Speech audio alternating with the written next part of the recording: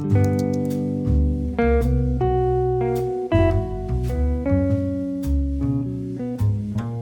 guys, it's Reagan and welcome to the start of another reading vlog. You might be asking yourself, where are you? Well, I am actually at my parents' house for the week with Clay, visiting them and other members of my extended family. And they live in a really small town. Closest biggest city is like Buffalo, New York. It's on the border of Pennsylvania and New York State. Long story short, it's very much giving fall vibes right now. The weather is stunning, the foliage is popping, so I'm really not gonna be doing anything this week besides hanging out with my family, reading, and maybe doing some like fall side quests. And I thought, you know, that might be fun to vlog, have a little cozy fall vlog together as I rot on the couch at my parents' house, as you do when you visit your family. But obviously I'm reading, so let's talk about my TBR. I brought one book with me, Howling Dark by Christopher Ruccio. I am determined to get back into this book and into this series. I'm not sure how much of this I'm gonna be able to read this week. I'm hoping all of it, but it's also really long. It's like 650 pages, and the words per page are also quite intense. So I turned you guys around and also set you up on something rather perilous. But I'm desperate to finally complete this and also to get back into the super popular space opera sci-fi series. There's something about it that I just read so slow. I also have it on my Kindle, so I'm hoping that helps propel me through the book a bit more. Luckily, the weather here is stunning, so I even think I'm gonna do a bit of reading outside. My main to do today is to go on a walk and then make my grandmother lunch. So other than that, the day's wide open. So that's the vlog. So anyway, welcome to the start of the vlog. Maybe let's go on a walk together and then we can chat more about the Howling Dark, what it's about, my thoughts and feelings, and that's that. So cheers. But I do actually think it's time to go on a bit of a walk. So let's do that. Let's go ask my mom where I should go for a nice long circuit, because I don't actually know. Okay, we're going on an adventure together. I drove my parents' car, which feels massive to me because it is massive. Luckily, no traffic. Didn't even see a single other car. I went to the nearest park to their house to like do a little walk, enjoy some fall scenery. The nearest park happens to be a cemetery. Because that's just how it is. So let's go on a little cemetery walk. I don't know how I'm supposed to park here. There's no like parking lot. It's just roads. My stepdad just said to like park in the road and it's fine. I don't know if there's like a tow truck. Anyway, now I'm rambling. This is definitely not y'all's problem. The hills, look at that color coming in from the hillside and the cemetery that I'm about to do a walk in. Anyway, let's go, I guess.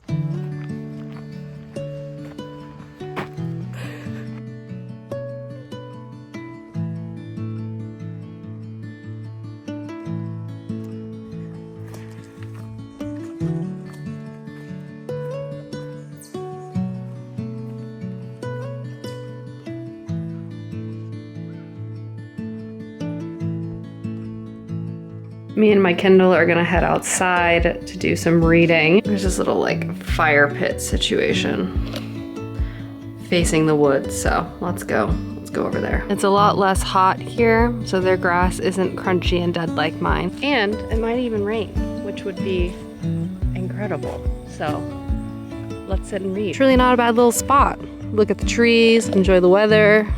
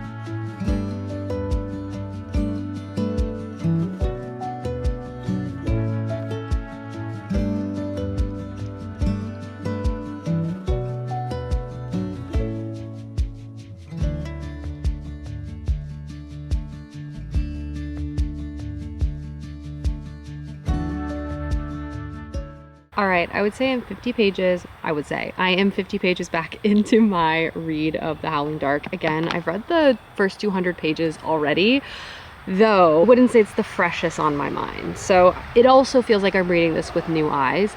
The interesting thing is, my biggest difficulty I had with reading this series previously was that I felt that the second installment was kind of confusing and jumbled on purpose, because there is a bit of a time skip between books 1 and book 2. So you're kind of like thrown into the action. There's a lot of new characters, new setting, new locale, new operations that are happening, and it's a little disorienting. But I think because I've already read this chunk, reading it now for the second time, it's like much easier to follow what in the world is going on. I also might just be in a better like mind frame to absorb sci-fi than I was maybe when I initially picked this up. The first 50 pages move quickly. Like, a lot happens, a lot's thrown at you. And I actually, now reading it a second time, appreciate the disorienting element of the plot. I kind of like having to piece things together. I feel like it adds like an intensity to the action that I respect. And I think I just needed more time with it this time around.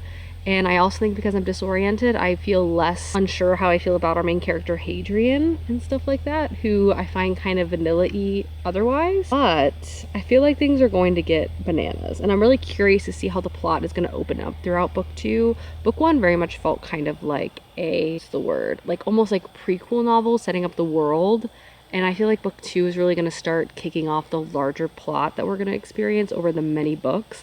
I think the world and concept is one of the strongest parts of the book. I feel like I've already talked about. I like this sort of retro futurism where, you know, technology is so advanced that we have space travel, but people's understanding of technology has been removed because of like the religious, it's raining, because of the church that controls everything and the galaxy that this book takes place in. And I think that's a really cool concept. It's like that in Dune as well. Anyway, we're kind of at the far reaches of the galaxy, so there's different cultures at play. You know, we might have one empire, but when you're at the border, other empires from other galaxies are kind of influencing the politics, so you kind of see a larger mix of things. And it's interesting, and there's action truly quite fast in this book. Now that I'm in the midst of my reread, 50 pages. It's a slow read for me, but it is very good. So I'm gonna keep reading. I really have literally nothing else to do, but I'm also really obsessed with Australian Survivor, and no one can stop me from watching it. So maybe I'll also do that. Look at the hills behind me, so pretty. I'm gonna do some more reading, and then I'm gonna pick my mom up from work because she let me use her car today so I could go to the cemetery and walk around. That means I have to go get her. She's so far away. She's in town, a whole 15-minute drive. I have to go down Main Street and everything. I need to go inside. I'm hearing some thunder rumble, though it makes me sad to leave this peaceful backyard space, but alas.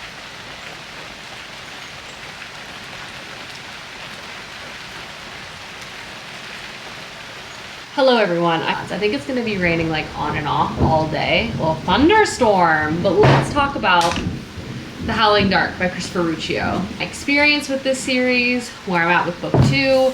So this is the second book to a very long space opera series. I read the first one, I want to say about a year and a half ago.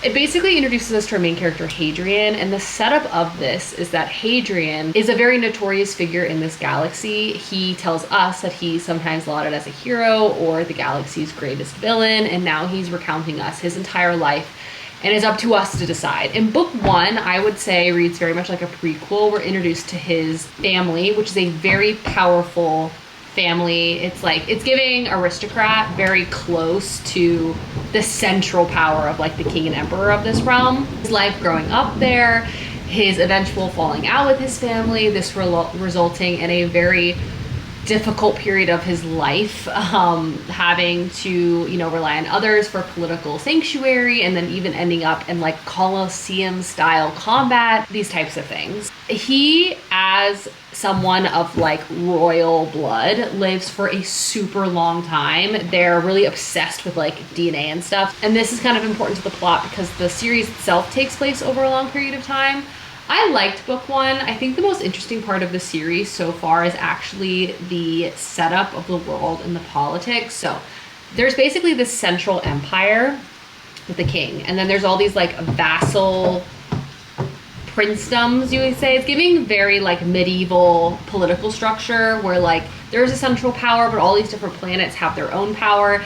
And the way that they like maintain, you know, not being at outright war with each other is through mutual mass destruction. Like every really powerful family has their own nukes, which is just like crazy. The true power in this kingdom is not the emperor, not these families, but actually the religious figures. There is this church that basically took over after like this AI uprising before the start of this novel, and has basically made the knowledge and understanding of technology illegal. Obviously this is a sci-fi world, so space travel is a thing, but like it sort of just exists. There's not like experts and continued progress on the technology, which I think is really interesting. So it's both like kind of like medieval fantasy and sci-fi at the same time. And I think the uncentralized nature of the politics combined with the religious power structure of the world is just a really cool setting to play in. And then on top of that, this galaxy, which is comprised of all these different planets that make up this empire, have been at war with this other alien species for a super long time, and there's not a real understanding as to like why they're even fighting, but it's just like continued endless violence at a large scale. And a big part of this book is that our main character is trying to put an end to this conflict, and he thinks that he's going to be able to do so by like understanding and parlaying with the enemy, which has never been done before because of not just like cultural differences, but like language. Like there's never been any moment of like speaking to each other. It's only been fighting. And there's all that. So as I said, book one is really prequel. Like it's really about like fleshing out Hadrian, our main character's like motivations. Like you almost feel like you're like aura farming with him. See him have to go through and overcome like really dangerous situations, which provides him not only like combat background and like training exercises, but again like trauma that's going to inform his characters, and again characters that he loses and gains, so he feels these like deep emotional connections to people. I liked book one, but it sort of felt formulaic in that way, like almost like a collection of short stories to like build up. It is really raining. Our main character Hadrian, so we could like see him play out in these larger political schemes throughout the series. That being said, I am looking forward to get into book two because I'm hoping we can start to see the larger landscape of the politics and see the plot unfold with like a larger scope in mind. But TBD. I've always liked the world. I have found some of the character writing a bit flat. It kind of reminds me of like Red Rising's style of character writing, but not as bad. That's also just like not my favorite. But I think I could grow to like everyone in this if given the time and if I commit myself, kind of like how I felt with the Expanse series.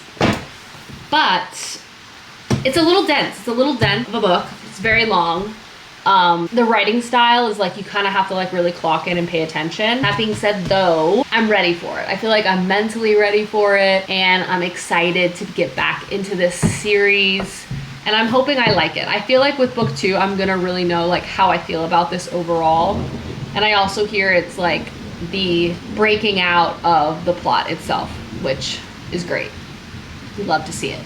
So anyway, that's the book I'm reading. That's an overview of like the high level first book, and then hopeful expectations of book two. We'll see how far I get. Coffee is being brewed and it's very foggy outside, so good reading ambiance this morning. I think we'll light a candle. Mom, do you want to light this candle? You want to use your hand? Ambiance shot. You're a professional. You taught me everything I know. Oh yeah, very good. Can we turn on the fireplace? We're gonna turn on the fireplace. No heat though. Just vibes. Just vibes. Oh, there it goes. Okay, but now I just gotta make sure there's no temperature. Did I do that right? I don't know. I'm gonna be honest with you, Mom. It's not my fireplace. All right, brewed some coffee. I'm gonna sit down and read more of the Howling Dark. If you're wondering, my mom also goes hard on the fall decor. Hello everyone, good morning. Cheers. I have just been up and reading and I thought I would do, I'm a quarter of the way through this book. I have not reached the point that's new yet. I'm still in my reread portion, but I'm definitely approaching the point where I was before. And as I said before, I definitely feel like I'm following everything much more clearly the second time around, which is almost funny. And I do actually think reading it on the Kindle helps, but I'm pretty intrigued by this so far. I do think the world and concept is like pretty cool and intense. The writing style is a bit dramatic. It is written retroflectively. Like again, Hadrian is recounting these events in his life to us. And he is self-aware to say that he's also quite dramatic in his retelling, like his stylization of his words. And I would just say that's accurate. So even if he's self-aware, it still is just innately kind of dramatic while you're reading it, like how he likes to tee up scenes and moments and stuff like that. So keep that in mind, but I do feel like it's kind of growing on me the more I'm used to it. The plot is intriguing. We're definitely still in like the early stages of this series. Like I'm not quite sure like where this is going, but a lot of intense things have happened. Like a lot of plot has occurred and truly not a lot of space, which is kind of interesting. Combat, betrayal, like all of these types of things, and we're only a quarter of the way through this book. A large driving force of the early part of the series is our main character Hadrian being very determined in what he feels like is the correct path to achieve peace. And because of that, not everyone necessarily agrees with him, which can create some like dramatic scenarios. And it's also interesting because he's reflecting back. He's also aware of his own folly in these moments, which kind of colors the choices in the moment as well, which I kind of like. Though I still think the best part of this book is the world and kind of how the tech works. An interesting component of how the sci-fi world works is space travel. Specifically, it takes a long time to travel from point A to point B. So a lot of times people go into like fugue sleeps. So they'll lose like 7, 10, 15 years at a time. So the timeline of these books so far, so many years have passed between the first installment and like the first quarter of the second installment, which is pretty interesting. And obviously for people living on the ships that our main characters are on, they're all going in and out of sleep. So not much time has passed for them literally. But for example, there are political characters we've met in past books that wouldn't be going into sleep. Like 50, 60 years have passed, which is kind of an interesting wrinkle to the whole thing. It also allows for like intense things to sort of happen in the background while our characters are sleeping. When they wake up, they're like, what does the world, what does the galaxy look like now? So much of the story is about trying to broker peace between different species. And I think a lot of this book is like setting up at what lengths will Hadrian go to achieve his ends and like how is that going to develop. But there's also like so many books in this series. I can't even begin to like wrap my mind around like what's gonna happen, because like a lot of plot has already happened and yet there's like 8 other books. So what more could we even have? But yeah, I like the world, I like the tech, I like this sort of religious chantry, which for the Empire is like tech is bad, body modification is bad, AI intelligence is bad. There's like serfs and kingdoms, which is getting very medieval, but again, we have a sci-fi setting where like space travel is possible. So I think the religious and social aspects of this world are also pretty interesting, especially as Hadrian is moving to other places outside of the Empire or kind of hidden areas within the Empire where these philosophies aren't necessarily so infused within the people living there, which I think is pretty cool. But anyway, I've read 25%. It's pretty interesting, I guess. Slow going. And it's simply just, I have no idea where this is going. And I also don't know how to talk to y'all about it because I don't want to spoil anything. Let's just say lots of action. Lots of action. But I think now I'm gonna go get dressed and go to the state park and go for a walk and maybe get some lunch. But I do intend to read more of this today to see how far I can get. I feel like I'm making decent progress through this novel. So anyway, morning.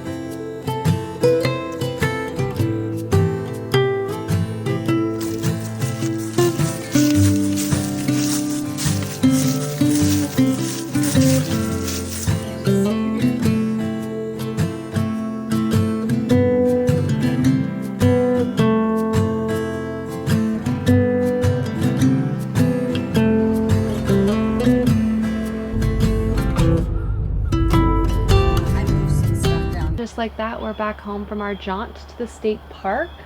My mom went in and explored around a bit, and it was so beautiful. The weather was like super sunny, but now I think it's about to rain, which I will take because obviously I'm not at the state park anymore, and I'm gonna do some reading before we go into town for dinner. Obviously it's a 5 p.m. dinner, as you do. But I'm excited because apparently this place has a delicious French onion soup, which is all I could truly ask for in this moment. I'm trying to decide if I want to read inside or if I want to read outside by the fire pit because the weather's nice. I don't know. But all that to say is I'm going to get some more reading in of the Howling Dark. I believe in me. Enjoy some fresh air before it starts raining. And now we're settling in for an evening of watching old episodes of Top Chef. We're currently watching season 4. We're so back on the East Coast. And I even got their blueberry muffin, which is my favorite blueberry muffin, Dunkin' Donuts. I've propped you up on a chair, but I wanted to show you my OOTD because it's officially sweater weather out here. And I couldn't be more excited about it. I have my Birkenstocks on, this cotton roll neck sweater from J. Crew. Truly thrilled about it. It's been raining every day. Honestly, am I at my parents' house or am I at a wellness retreat, okay? Who could say they're the same? You can show it to somebody and say, hey, I'll help. She has our gazebo. We can do better than this. Yeah, the gazebo is cute here. I did.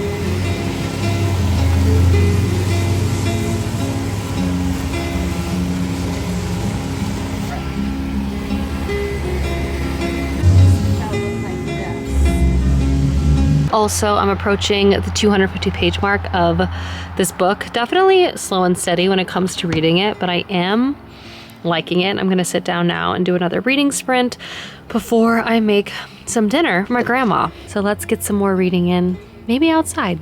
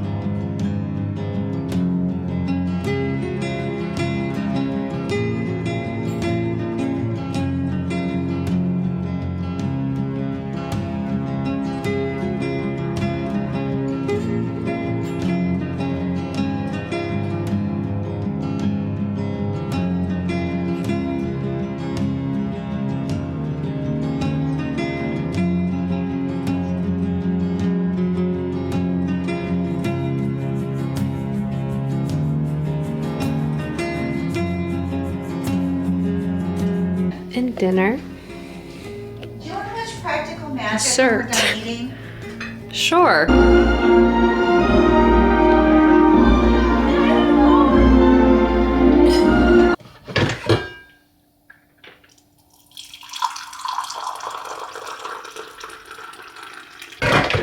Good morning, everyone. Let's go sit down and read, I guess. I have nothing else on the docket to do. The book is getting pretty wild. We're in some new places, we're meeting some new people. If you've read this series, you might be aware. Some interesting hybrid situations that play. I'm really not sure where things are going, but I am excited to find out. Hello everyone, good morning. I'm dressed, and let's make some breakfast together. Would you believe me if I told you that I brought my favorite granola from home? I packed it in my suitcase because I could not be without it. Sometimes life be like that.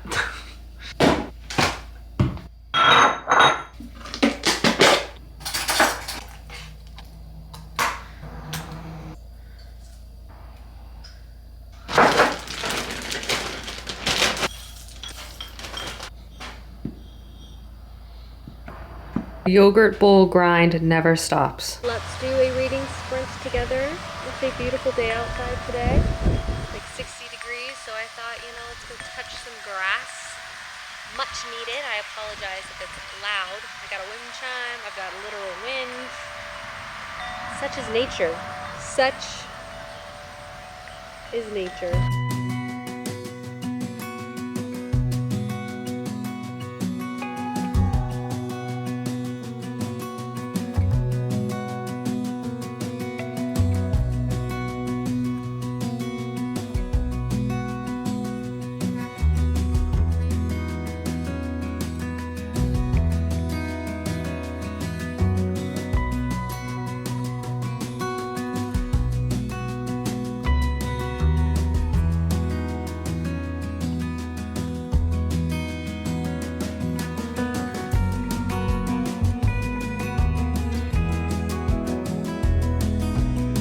Hello friends, I am back home. Good news, bad news. I was not able to complete the Howling Dark whilst at my parents'. Good news is though, I am 70% of the way through and I've decided to just continue the vlog and work to finish it now while I'm home so we can get a final thoughts and feelings on this second installment. You know what I mean? Let's have a satisfactory ending despite the fact that it is 90 degrees at my house versus the nice crisp 60 at my parents'. That being said though, 70% of the way through this book, let me move my bookmarks. I have been reading this on my Kindle.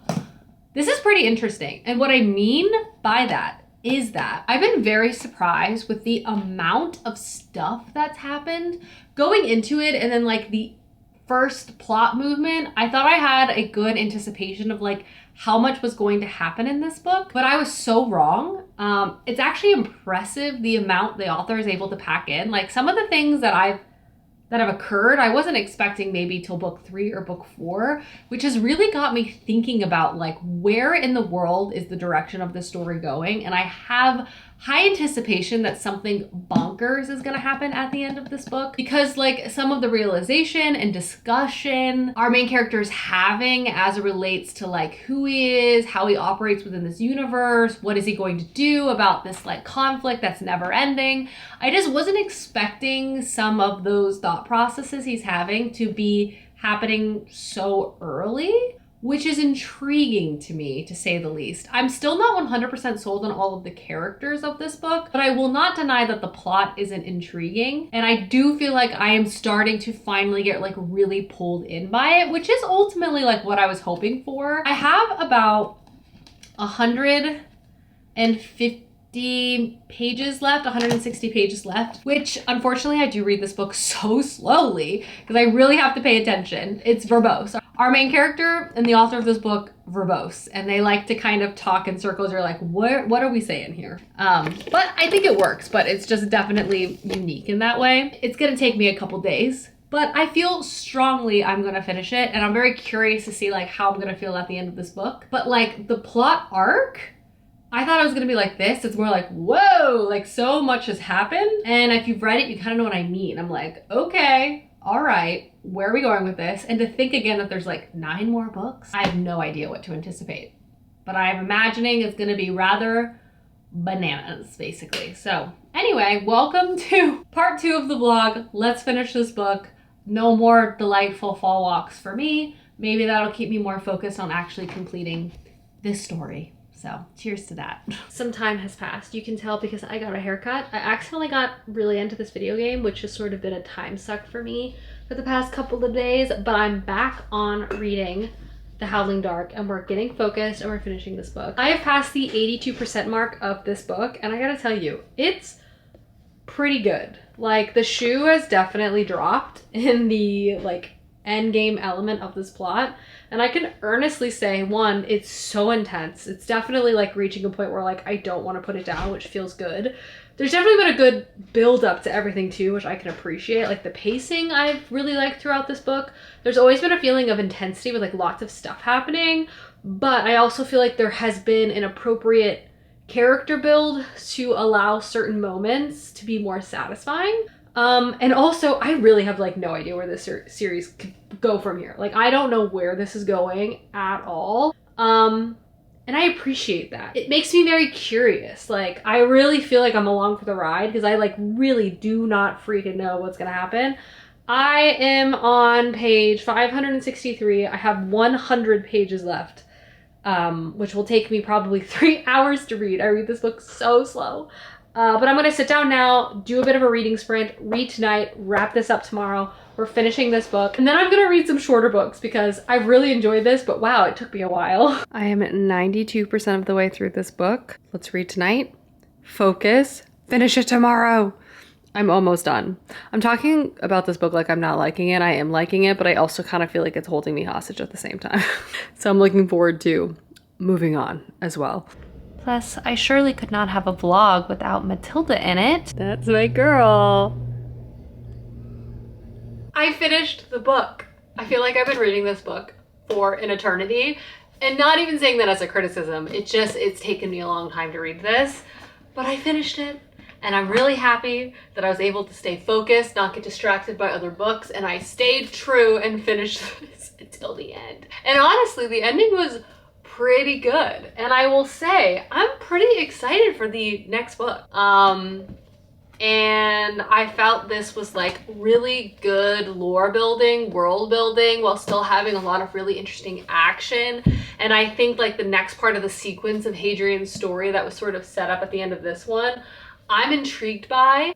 We've kind of been operating on the outskirts of the empire for a long time. First at Hadrian's home, then as Hadrian kind of as a removed individual from power centers, then operating in the military on the outskirts, these sort of unknown far reaches of space. The next one, things are gonna be changing, and I'm very, very curious about it. Honestly, I did like this much more than the first one. It's still not a perfect read for me, but I do feel like the series itself is growing on me, which was exactly what I was hoping when I continued on with book 2. I'd probably give this like a 4.25 out of 5 stars. And again, I'm looking forward to continuing on, but I hope you guys enjoyed this fall vlog, enjoyed some nice nature walks. I sure did. I'm missing them at the moment, but I will definitely see you guys soon in another vlog soon. Goodbye.